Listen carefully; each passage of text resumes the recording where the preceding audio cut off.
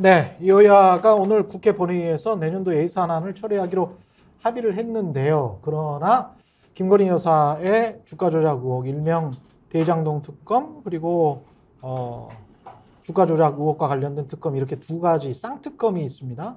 그 법안 처리하고 예산안 처리가 연계될 수 있을 가능성이 좀 있을 것 같네요. 민주당은 여야 합의 불발 시에는 감액 수정안을 강행할 방침으로 알려졌습니다. 관련해서 김용민 더불어민주당 의원 모셨습니다. 안녕하세요. 네, 안녕하십니까. 예, 오랜만에 뵙습니다. 이게 예산안하고 쌍특검하고 지금 연계를 시킨 주체는 누구죠? 뭐 민주당에서 연계시키지는 않았고 이제 국힘에서 뭐 그런 요구를 하는 것인데요. 네, 당연히 뭐 저희는 그럴 이유가 없죠. 그럴 이유가 없을 것 같은데. 전혀 없죠. 예. 예. 그래서 예산안은 예산안이고 그럼요. 쌍특검은 쌍특검이고. 네, 게다가 쌍특검은 특검대로 지금 무조건 처리하도록 돼 있기 때문에 네, 이제 뭐 국회의장도 막을 수 없는 거죠. 무조건 상정하도록 돼 있으니까. 그래서 28일 날 처리는 뭐 민주당 단독 처리가 가능합니다. 네. 그래서 단독 처리는 가능하다. 네, 단독으로도 가능하죠. 근데 범야권들이 같이 처리할 예정이고요. 이거는 잘 아시는 것처럼 쌍특검의 법안 발의를 정의당이 발의한 것을 패스트트랙에 태웠거든요. 그래서 범야권이 다 같이 처리를 할 계획입니다. 지금 오늘 의총 직전에 지금 나와 주셔서 굉장히 감사한데 오늘 의총에서는 어떤 사안을 논의하나요? 오늘 의총은 이제 예산에 대한 뭐 보고랑 예산안 어떻게 처리할지 이런 것들인데요. 뭐 조금 전 뉴스를 보니까 아마 뭐 합의 처리를 시도하는 것 같고, 합의가 될 경우에 2시에 합의가 되면 내일 아침 10시에 예산안을 처리할 수 있다 이런 좀 예결위 간사들끼리 그 김진표 의장이랑 그렇게 합의를 하는 것 같습니다. 그래서 만약에 그렇게 합의가 되면 내일 10시에 예산이 처리될 수 있고. 합의가 안 된다라고 하면 이제 민주당의 수정안으로 오늘 처리를 할 계획입니다. 원래 합의가 안 됐던 지점들이 뭐였습니까? 뭐 이제 감액과 증액이 계속 이제 부딪히는 것인데요.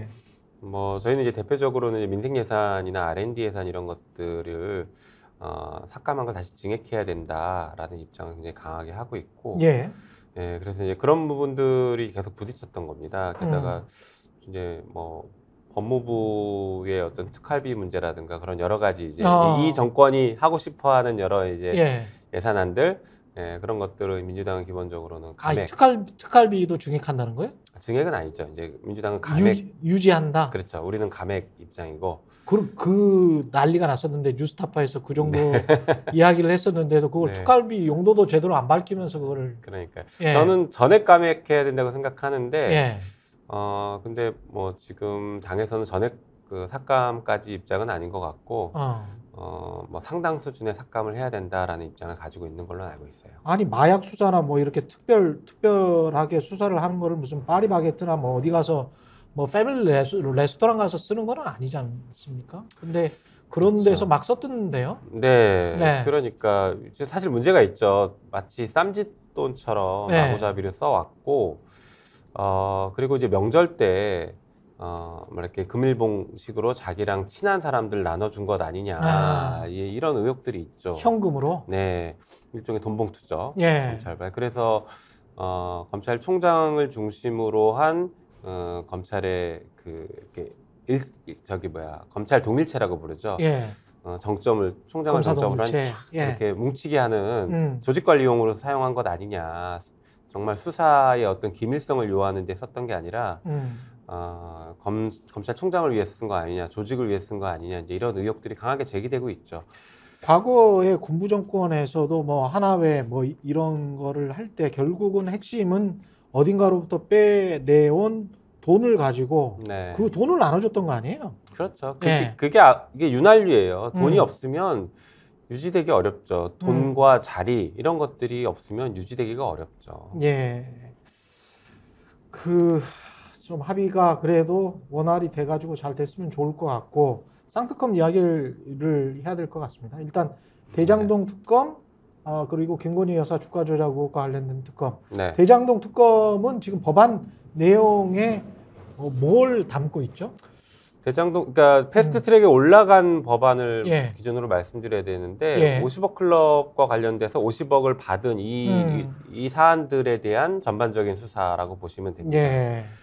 그리고 김건희 특검 같은 경우는 김건희 특검은 도이치모터스 주가 조작이죠. 예.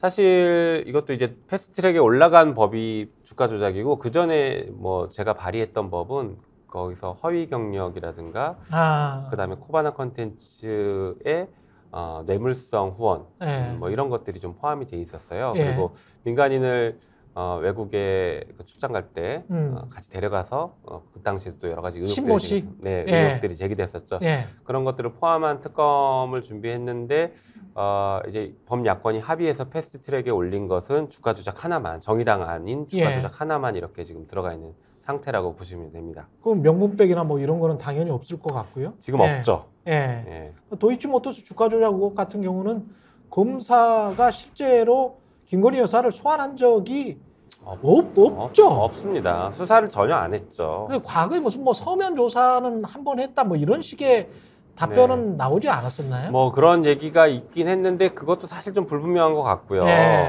네, 그래서 실제로 조사를 아예 하지 않았다라고 평가할 수 있는 사안이죠. 아니 지금 공범자들이 구속되고 또 1심 판결에 의하면 김건희 여사의 계좌도 활용됐고 뭐 주문을 하는 녹취록 같은 것들이 나오고 해서 여러 가지 증거들을 보면 당장 강제 수사를 해도 하나도 이상하지 않을 사안입니다. 그렇더라고요. 통중매매 정황이 너무 뚜렷해. 그러니까 야당에 대한 수사를 했을 때 그 잣대를 기준으로 들이대면 이거는 뭐 300번, 400번이 아니라 500번 압수수색해도 이상하지 않을 정도의 위법성이 확인되는 사안들이죠. 근데 여기에 대해서 검찰이 전혀 수사하지 않고 있으니까 이제 특검을 저희가 하는 것이고요. 한편으로 50억 클럽도 수사를 거의 하지 않다가 저희가 특검법을 처리하기 위해서 민주당이 86일 동안 농성을 했거든요. 국회에서. 그 농성하니까 그제서야 특검법이 통과될까봐 검찰이 조금씩 수사를 했었죠. 근데 국민의힘 주장은 대선 전에 충분히 했다. 충분히 수사했다. 이게 이제 지난 2년 동안 대통령 취임 이후에 지난 2년 동안 계속 했던 말이거든요. 그 논리를 명확하게 깰 수 있는 게 대선 전에 검찰총장이 누구였느냐가 중요한 것이죠. 대선 전에 윤석열 검찰총장이었고요. 윤석열 검찰총장 시절에 무슨 일을 했냐 하면 고발사주 사건을 했습니다. 고발사주 사건 아실 거예요. 그래서 손준성 검사가 지금 재판받고 있고 저희가 탄핵까지 지금 해놓은 상태인데 이 고발사주 사건을 갑자기 왜 얘기하느냐. 이 고발사주 사건에 고발사주한 내용이 그겁니다. 김건희는 주가 조작에 관여한 적이 없는데 저 범여권 인사들이 자꾸 김건희 주가 조작에 관여했다라고 얘기하니까 이게 허위다. 라고 고발사주를 한 거예요. 고발장이 그거예요. 그러니까 그 당시 대검은 조직적으로 김건희 주가 조작은 수사하면 안 돼. 이건 무혐의인데 쟤들이 자꾸 문제 제기하는 거야. 라는 입장을 이미 정해놨었고요. 그러니까 수사를 안 한 거죠. 그게 대검에서 그때 당시에 야권으로 흘러 들어간 것 같고 텔레그램을 통해서 그리고 그거를 또 대대적으로 여론전을 했었고 실제로 또 기소도 하기도 했죠. 수사도 진행했고 최강욱 그 전 의원 같은 경우에는 그걸로 이제 기소가 됐죠. 그러네요. 그러니까 고발 사건이 이게 동전의 양면이에요. 전혀 다른 사건이 아닌 거예요. 고발 사주 사건은 채널A 사건과 김건희 주가 조작 이 두 사건이 무혐의인데 왜 니들이 떠들어? 니들은 명예훼손한 거야? 라는 게 고발 사주의 핵심입니다. 그러네요. 그러니까 김건희 주가 조작 의혹 사건을 덮기 위해서 고발 사주를 한 거네. 고발 사주하고 총선 개입을 했죠. 그런 의혹인 거네. 이게 두 개 다 연관이 됐군요. 그런데 뭐 문재인 정부 때 수사 안 했다? 정말 저거는 거짓말이고 정말 나쁜 언행들인 거죠. 그러네요. 근데 그 말을 계속 한 2년 동안 최강시사에서도 계속 그 말을 들었어요, 제가. 국민의힘 의원들한테 계속 그 이야기를 들어서 되게 궁금했었는데 그렇군요. 그 주장이었을 뿐이군요. 이게 상황 자체가. 그랬죠. 쌍특검을 처리를 한다고 해도 본회의에서 처리가 된다고 하더라도 대통령이 거부하면 끝이다. 조정훈 의원 같은 경우도 계속 이제 법사위에 있으면서 그런 이야기를 했었잖아요. 대통령이 거부하면 끝인데 왜 저렇게 계속 쇼를 하느냐. 오늘 법무부 장관도 어제 법무부 장관도 비슷한 이야기. 네. 이거는 뭐 정치적으로 지금 하는 거다. 악법이다. 뭐 네. 그런 주장을 하고 있지 않습니까? 네. 그게 말도 안 되는 게요. 예. 대통령이 거부권 행사하는 게 진짜 쇼죠. 만약에 행사를 하면. 저는 대통령이 거부권 행사하기는 정치적인 책임을 조금이라도 질 줄 아는 사람이라면 거부권 행사 못 한다고 봐요. 그런데 이제 정치적 책임을 한 번도 진 모습을 보여주지 않았던 대통령이라 예. 거부권을 행사할 것이다라는 전망이 현재는 더 우세하죠.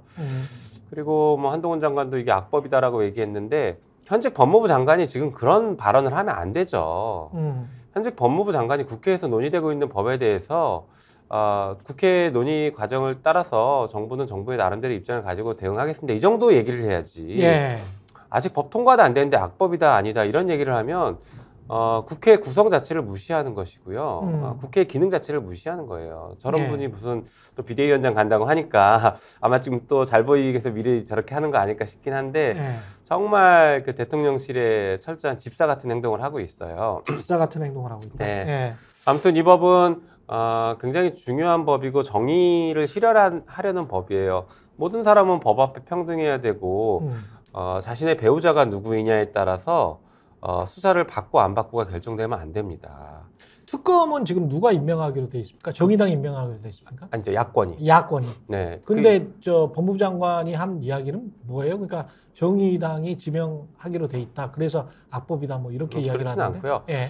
그 이제 여당이 아닌 교섭단체와 그다음에 그 교섭단체를 구성하지 않은 당들이 모여서 2명을 추천하도록 돼 있습니다. 아, 2명을. 그러니까 민주당과 정의당 그리고 네. 야권들이 다 모여서 2명을 추천하는 2명을 추천한다. 거예요. 아마 그러면 현실적으로 민주당이 1명 추천하고 정의당이 중심이 돼서 다른 야권들이 합쳐서 1명을 추천하지 않을까 예상은 되는데 이제 그 둘 중에 대통령이 1명을 지명을 해야 되거든요. 그러면 민주당의 특검 지명자는 받아들이지 않고 그나마 정의당과 다른 야권을 받아들일 것이다. 그런 논리인가 보네요. 네, 그런 얘기를 했을 수도 있죠. 예. 뭐 여러 단계를 넘어선 얘기인데 그거야말로 지금 굉장히 정무적이고 정치적인 얘기 아닌가요? 누굴 추천했는지도 모르는데 그러네. 민주당 추천 무조건 안 받겠다. 예. 라는 참 말도 안 되는 얘기를 하고 있는 거죠. 제가 참 나쁜 표현을 지금 쓰기가 어려워서 그러지 정말 이 법무부 장관의 이런 예. 태도는 정말 나빠요. 예. 예. 국민은 굉장히 우습게, 그러니까 국민의 대표인 국회도 이렇게 우습게 하는데 일반 국민을 만나면 얼마나 깔보고 우습게 알겠습니까? 그 태도가 지금 고스란히 드러나는 거예요. 예. 평생 검사였으니까요. 예. 네. 국민의힘에서 역으로 이걸 이제 물타기라고 하는데 물타기를 할 수도 있지 않습니까? 특별감찰관을 임명한달지 네. 아니면은 김건희 여사가 앞으로 국정에 개입하지 않도록 그런 이미지도 안 보이도록 하겠다. 서초동에서 살도록 하겠다. 대통령실에서 나가겠다. 뭐 이런 이야기들. 그거 진작했어야죠. 진작했어야 된다. 진작했어야 되고요. 네. 그런다고 해서 이미 저지른 범죄가 사라지지 않습니다. 이게 한동훈식 표현일 것 같은데 네. 없어지지 않거든요. 네. 그러니까 불법이 완성됐기 때문에 저희가 이제 제기한 의혹은 완성된 불법을 얘기하는 것이기 때문에 이것은 별도로 특검을 통해서 당연히 수사를 해야 될 사안이거든요. 이거를 다른 방식의 어떤 걸로 물타기하는 거는 그거야말로 진짜 김건희 방탄 그리고 이 정권 방탄용이다라고 생각됩니다. 역으로 가령 좀 기다렸다가 총선 끝나면 네. 그 정말 우리가 받을 게 상설 특검을 제안한다. 뭐 이러면서 우리 진짜 진심으로 받겠다. 네. 이런 식의 어떤 쇼잉, 네. 예, 그런 식의 역제안, 네. 예, 그러면 또 민주당은 어떻게 그걸 받아들여야 될까요? 당연히 받으면 안 되고요. 예. 일단은 12월 22일이 지나면 본회의 자동 상정하도록 돼 있기 때문에 28일 자동 상정돼야 됩니다. 예. 그래서 그거는 여야 원내대표가 합의하지 않는 한 자동 상정돼서 처리가 될 거예요. 예.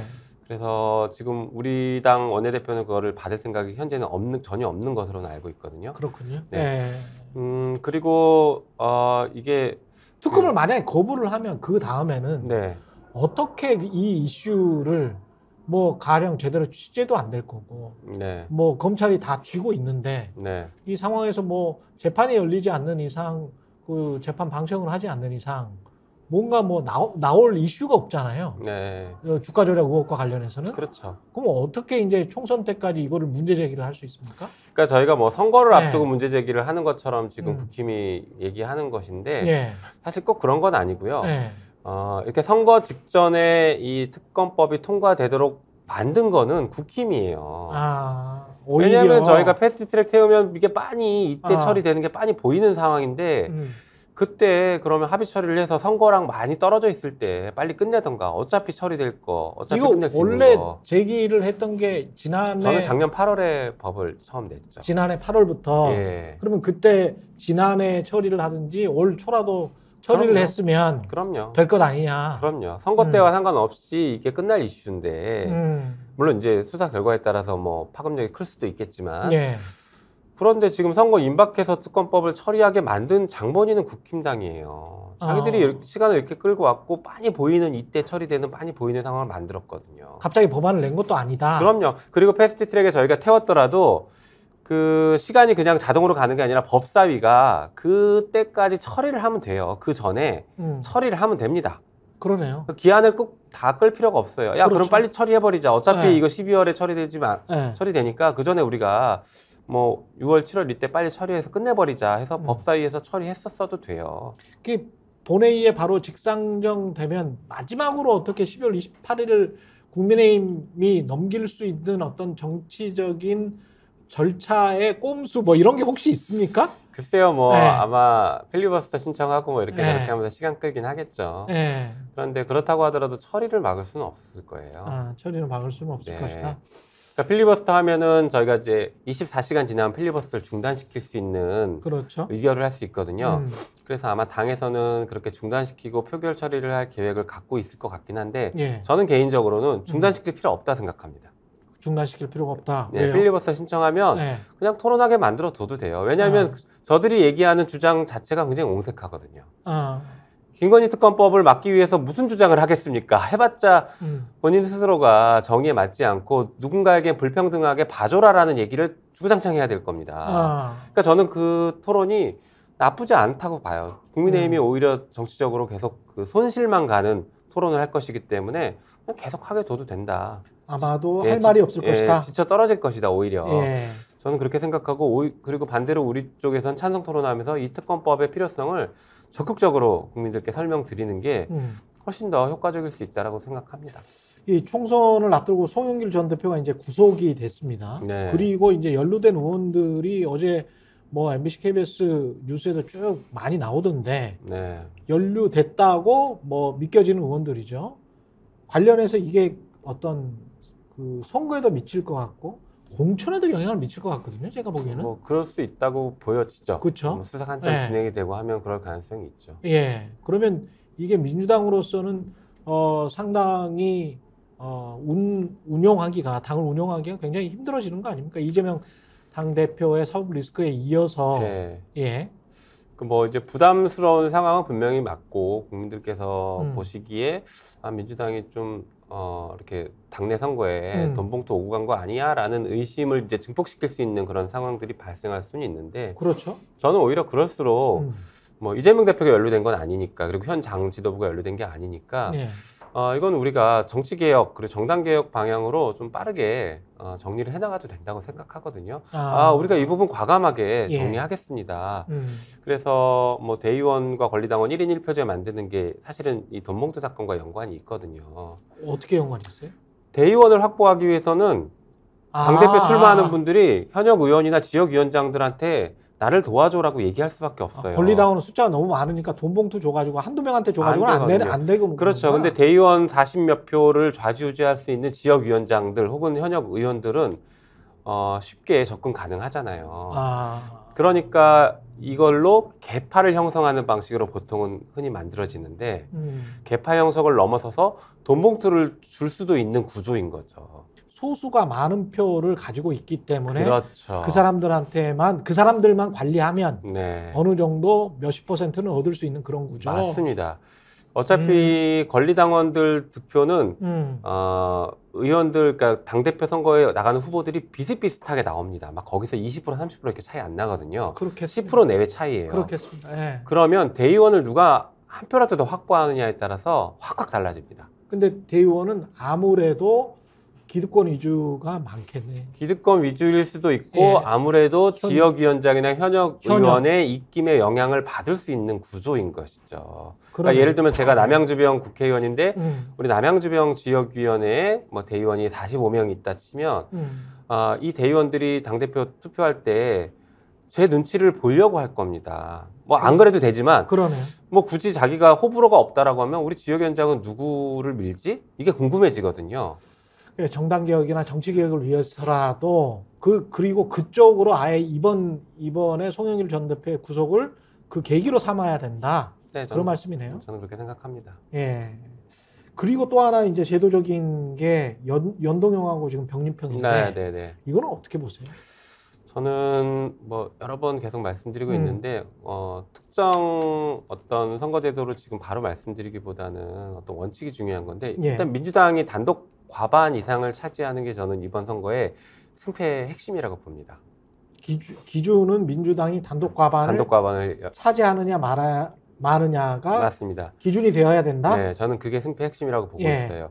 왜냐하면 우리가 뭐 연합정당을 만들어서 지금 연동형 가자는 분들은 연합정당을 만들어서 예. 가자라는 얘기들을 이제 많이 하시는데 연합정당이 뭐 선거 전에는 다 뭐 정책 연합하고 하겠다, 윤석열 정부에 대해서 우리가 저항하겠다, 윤석열 정부 검찰 독재를 막겠다 다 얘기하겠지만 예. 선거 끝나고 나면 어떻게 바뀔지 모르는 것이거든요. 소위 말해서 그 데이지의 배신을 우리가 많이 겪어왔어요. 예. 뽑아줬더니 배신하더라. 지금 극명하게 보여주는 게 유호정원 사건이잖아요. 유호정원 사태. 예.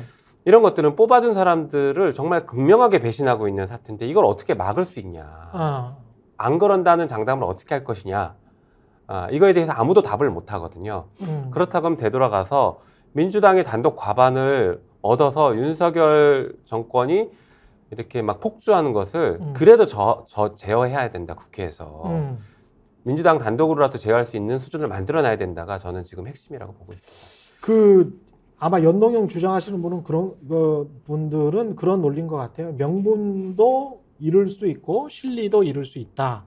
왜냐하면 명분을 잃으면 유권자들이 일부 등을 돌릴 수 있기 때문에 개도 잃고 우럭도 잃을 수 있다. 뭐 이런 이야기인 것 같고, 두 번째는 지금 말씀하셨지만 150석 이상을 차지할 수 없을 것이다. 만약에 연동형으로 가면 그런 이야기인데 지나친 공포 마케팅이다. 그럼에도 불구하고 140~150석은 아마 나올 수 있을 것이다. 그렇다면 무난히 과반 이상은 나온다. 그렇게 이제 주장하시는 것 같더라고요. 근데 이제 저는 아직 사실 연동형이냐 병립형이냐를 뭐 결정한 상태는 아닌데 그러시네. 그분들의 주장의 맹점이 여러 가지가 있어요. 예. 말씀하신 것처럼 과연 지역구에서 우리가 150석 이상을 얻을 수 있을 것인가부터 시작해서 또 그분들이 주장하는 핵심은 그겁니다. 위성정당 방지법을 당론으로 통과시켜서 같이 가야 된다거든요. 그런데 우리가 플랫폼 정당을 만들어서 연합정당을 비례정당을 만들어서 거기에 민주당 사람들이 출마를 한다라고 하면 국민들께서는 그걸 위성정당이라고 볼 가능성이 높거든요. 그러니까 위성정당을 안 만들겠다라고 당론으로 얘기한 것과 또 어긋나요. 그래서 또 그렇게 보여져요. 그렇게 또 약속을 지키지 않았다라고 하면서 또 보수 언론들이 또 공격할 여지가 있다. 그렇죠. 그런 모순점들이 생기는 거죠. 한편으로는 지금 그 선거에서 제일 중요한 거는요. 국민들이 이해하기 쉬운 선거제도여야 돼. 내가 공을 찼으면 이게 골대로 어떻게 날아가는지를 알아야 되거든요. 이렇게 저렇게 럭비공처럼 튕겨서 날아가는 것은 바람직한 선거제가 아니에요. 근데 지금 연동형, 준연동형 현행 선거법은 너무 복잡합니다. 계산하기가 너무 복잡해서 투표하는 사람의 투표권을 왜곡시킬 수가 있어요. 그래서 저는 이거는 연동형으로 가더라도 지금 시스템은 개선해야 된다라는 입장이긴 한데요. 연동형으로 가더라도 지금 시스템은 개선하자. 그렇죠. 이게 내 투표가 어디로 가는지, 내가 저기 투표한 게 실제로 국회의원을 당선시킬 수 있는지, 몇 명을 당선시킬 수 있는지 계산이 안 됩니다. 이거 근데 잘못된 제도예요. 이러면. 선거가 한 110일 정도밖에 안 남았는데 이거 지금은 어떻게 할 수 있어요? 제 생각에는 할 수 있어요? 지금은 어렵다고 봐요. 그래서 제가 보는 가장 현실적인 지금 현 상태의 현실적인 흐름은 저는 병립형으로는 법 개정이 어려울 거다라고 봐요. 민주당 내에 반대하는 의원들이 굉장히 강하기 때문에 그러면 지금 상태로 가면서 비례정당을 만들어서 민주당도 비례정당에 같이 합류하는 게 가장 현실적인 방법이 아닐까라고는 생각이 돼요. 근데 그러면 저거는 이재명 대표가 말했던 게 있기 때문에 네. 약속을 저버렸다. 약속을 저버린 건 아니죠. 만약에 그렇게 한다라고 하면. 왜냐하면 우리가 위성정당 만들지 않겠다라는 약속은 지키는 거라고 봐야 됩니다. 민주당의 위성정당을 만드는 게 아니라 범야권의 연합정당에 들어가는 방식이죠. 근데 거기서도 아까 말씀드린 것처럼 보수 언론은 이게 위성정당이다. 지난번 21대랑 똑같다라고 이제 비판할 여지가 있는 게 여전히 남아있는 것이고, 또 하나는 그 수혜를 받았던 국민의힘에서는 애당초부터 우리는 위성정당 만들겠다라고 하고 있죠. 예, 주장을 하고 있기 때문에 네. 또 약속을 저버렸다라는 그 비판은 또 안 네. 받는 네. 희한한 면죄부의 상황이 돼 있습니다. 네. 예. 그래서 이게 굉장히 지금 복잡하고 네. 진퇴양난의 상황이에요. 그래서 아마 오늘 여론조사에서도 나온 것 같긴 한데, 병립형이냐 연동형에 따라서 국민의 여론이 크게 차이가 안 나더라고요. 차이가 안 몇 나요? 프로 차이밖에 안 나더라고요. 예. 연동형 찬성이 40% 정도인 가고 병립형이 37%인가 아마 거의 이 정도 수준인 것 같더라고요. 그러니까 비등비등해요. 그래서 아까도 말씀드린 것처럼 진짜 중요한 핵심은 뽑아준 사람이 배신하냐 안 하냐가 지금은 국민들이 정치권을 바라보는데 핵심이거든요. 예. 국민들이 정치권을 보면서 실망했던 거의 핵심은 그거예요. 180석을 민주당한테 줬는데 제대로 하지 못한다라는 지점은 선거제의 문제가 아니라 뽑아줬더니 우리한테 약속한 걸 제대로 이행해놓지 않더라? 검찰개혁, 언론개혁 안 하더라? 이런 것들이 문제였던 것이거든요. 예. 그러니까 다음번 22대 선거에서도 어떤 시스템으로 가더라도 그냥 설사 그게 다당제로 간다고 하더라도 뽑아줬더니 윤석열 정부를 제대로 견제하지 않고 자기들 이석만 또 챙기더라. 그러면 아무 의미 없는 것이거든요. 그래서 저는 선거제도 논의할 때, 정치개혁 논의할 때 핵심은 이 부분입니다. 그래서 아까 말씀드린 유호정 사태를 어떻게 우리가 막을 것인가, 조정훈 사태를 어떻게 막을 것인가, 여기에 대한 해답을 못 주고 있어요, 정치권이. 그리고 연동형으로 가야 된다라고 매우 강하게 주장하시는 분들도 여기에 대한 해답을 전혀 못 하십니다. 전혀 답을 안 주고 있어요. 예. 저는 이게 정치개혁의 근본인데 예.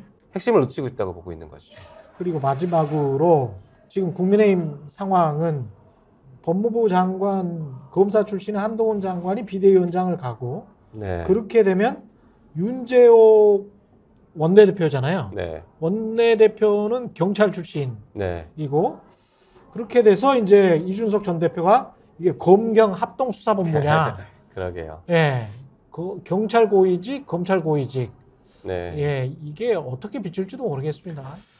국민들께서는 굉장히 이제 그 부분에 대해서 우려하실 것 같아요. 그리고 뭐 이제 과거의 역사를 한번 돌아봐야 되는데 요즘에 서울의 봄이 인기이지 않습니까? 그렇죠. 서울의 봄 영화는 그 이제 쿠데타를 성공한 것에서 딱 멈추는데 그 뒤에 무슨 일이 벌어졌냐면요.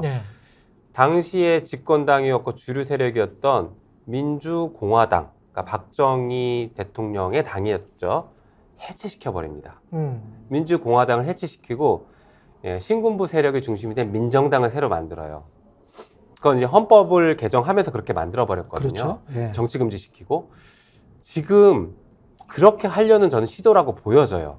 이른바 윤석열 신당. 윤석열 신당, 그러니까 검찰당으로 탈바꿈하기 위해서 지금 이런 포석들을 하고 있다라고 보여지는데 국민의힘은 이걸 지금 깨닫지 못하고 있다고 저는 보고 있습니다. 그래서 실제 한동훈 비대위원장이 되면 사실상 국민의힘의 기득권 주류는 해체되고 새로운 검찰 세력이 주류가 돼서 이 당을 접수하려고 할 거다. 저는 그렇게 보고 있습니다.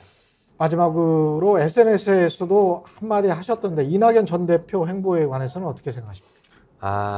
매우 답답하죠. 우리 민주당의 굉장히 큰 어른인데 지금 정말 그 힘을 하나라도 더 합쳐서 검찰 독재를 막아내야 되고 저지시키고 끝장내야 되는데 오히려 저렇게 국민들의 생각과 좀 다르게 그리고 민주당의 대부분 사람들의 생각과 다르게 저렇게 행동하시는 것은 매우 부적절하다고 보고 있습니다. 그래서 그동안 본인께서 얘기하셨던 어떤 정치 그리고 민주당에 대한 뭐 애정 이런 것들을 다 뒤집는 것이라 오히려 정치적으로 굉장히 정치 생명이 쉽게 끝날 수 있는 그런 중요한 기로에 서 있지 않을까 생각합니다.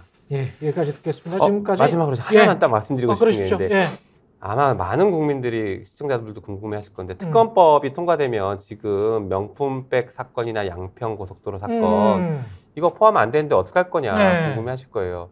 지금 현행 국회법상으로는 특검법에 수정해서 집어넣을 수는 없어요. 그런데 실제 특검이 출범하면 수사하면서 인지하는 사건으로 넣을 수 있는 가능성은 있습니다. 아, 그래요? 예. 그런데 이거는 법상으로 여러 가지 문제점이 제기될 수 있고 비판이 있을 수 있는데 그 비판은 고스란히 검찰한테 가야 됩니다. 이게 네, 똑같은 구조예요. 별건 수사다? 네, 별건 수사이면서 직접 관련성. 직접 지금 관련성? 검찰은 네. 부패랑 경제범죄 외에는 수사할 수가 없잖아요. 예. 그런데 지금 명예훼손 사건으로 언론사 탄압을 하고 있어요. 예. 왜 그러냐 했더니 우리가 부패 경제범죄 수사하는데 직접 관련성이 있는 사건이니까 하는 거다 이렇게 얘기하고 있거든요. 그 논리를 그대로 갖다 대는. 그대로 가져올 수 있어요. 직접 관련성은 지금 대검이 얘기하는 건 범인, 그다음에 범죄 사실, 증거가 동일하면 직접 관련성이 있다고 합니다. 혐의자가 동일하네. 그렇죠. 그럼 예. 김건희 피의자가 동일하면 김건희 피의자에 대한 모든 사건을 수사해도 된다라는 논리가 성립하죠. 검찰의 논리를 검찰의 논리 그대로 가져오면 됩니다. 예. 신박합니다. 예, 신박합니다.